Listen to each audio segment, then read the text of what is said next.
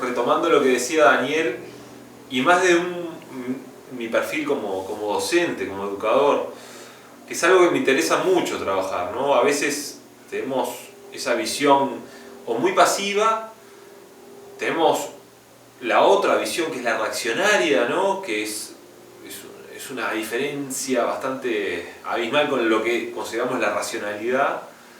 Y bueno, dentro del ámbito de la racionalidad, lo que yo considero lo que es el pensamiento crítico.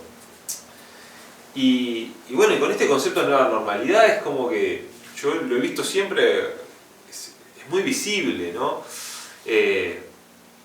Y no quiero entrar y quiero distinguir esas posiciones porque, bueno, en mi cotidiano, con mi familia, con mis círculos de amistades, veo que se están marcando muy claros esos caminos, ¿no?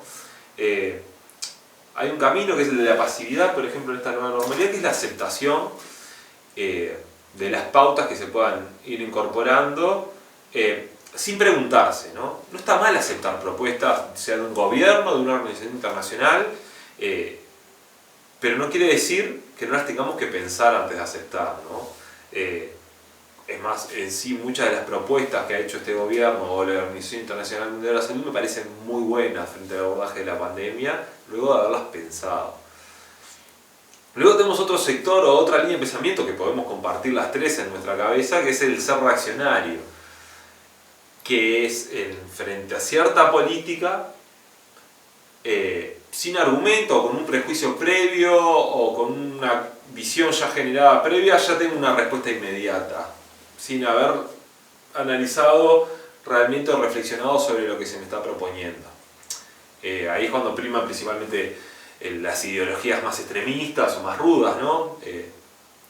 Sucede mucho. Ahora en YouTube, y con esto hablando de la infotoxicación, mucho mensajero que se autofirma o se autoproclama o con una cura total de la pandemia o con que todo esto es mentira y es una manipulación absoluta. O otros con una visión de pánico total, ¿no? Desbordado frente a esta pandemia. Y obviamente son los tipos de dos visiones que ustedes dentro de su sector de información se van a encontrar más cuando busquen la normalidad. Es natural.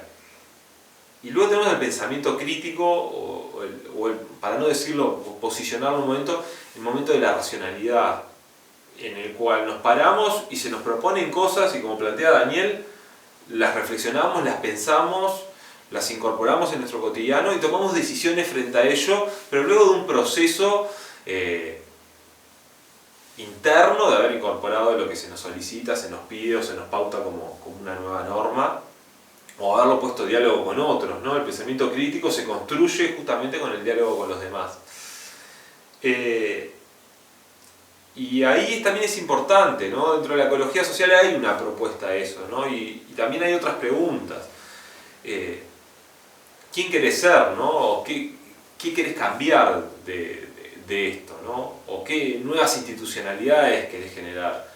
O vos como ciudadano, como persona de este mundo, o como de este sistema ecológico, ¿qué pautas querés generar? No solo los gobiernos, no solo los institutos internacionales o los órganos internacionales generan pautas sociales, ¿no? Y nunca ha sido así. Históricamente las pautas sociales siempre se ha buscado generar desde colectivos sociales.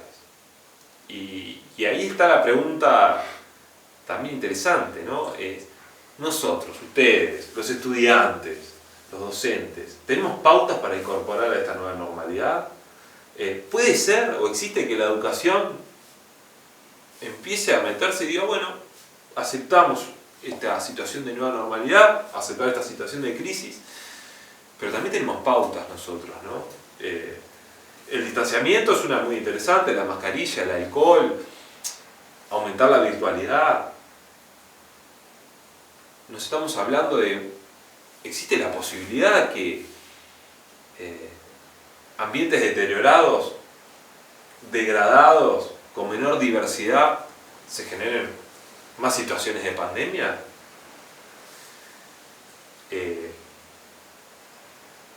¿Es posible?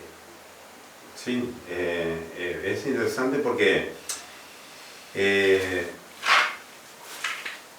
algo que creo que es importante es que desde qué coordenadas, ¿verdad? ¿Quiénes piensan el sujeto? ¿Quiénes somos los sujetos?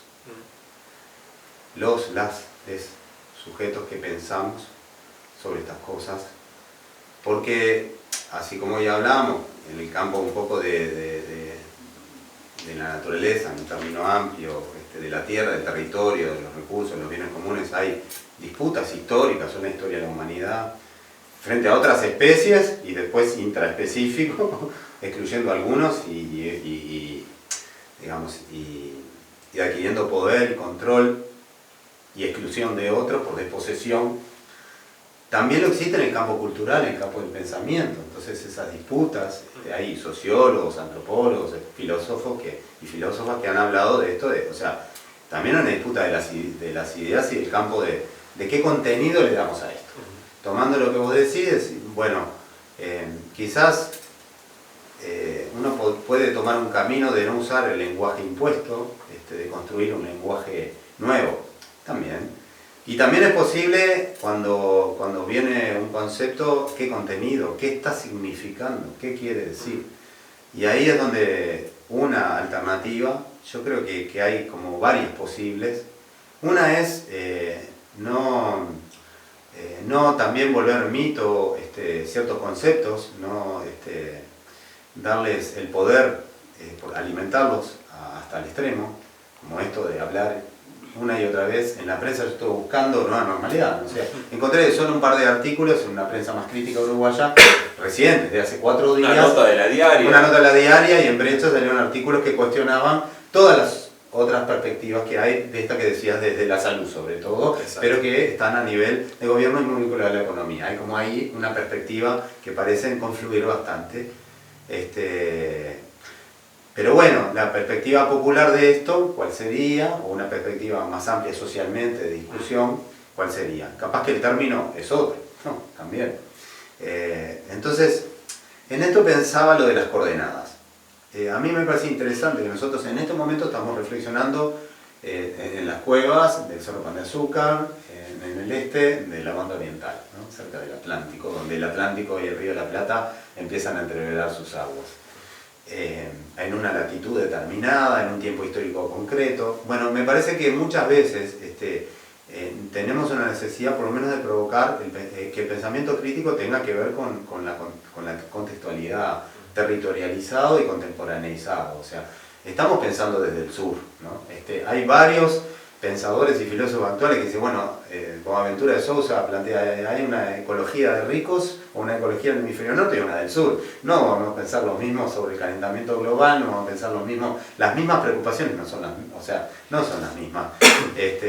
Martínez Alier habla de la ecología de los pobres, de la ecología de los ricos, o sea, es interesante que hay otras cuestiones que son históricas, que son estructurales, que nos dejan en ciertos lugares del mundo, de la geopolítica, que nos van a dar a pensar desde dónde pensamos. Y ahí, en ese punto, también me parece importante el papel de los jóvenes en este tiempo. Por eso le doy mucha importancia a esta reflexión desde el sujeto social, que es el que en este tiempo vigorosamente va a estar tomando decisiones, va a estar participando en estas cuestiones, ¿no? Por eso me parece que en este ámbito el tema de los jóvenes y de lo educativo, con una retroalimentación sobre este eje fundamental. Bien, muchachos, nos quedamos sin memoria en la cámara en esta primera tertulia. La vamos a continuar.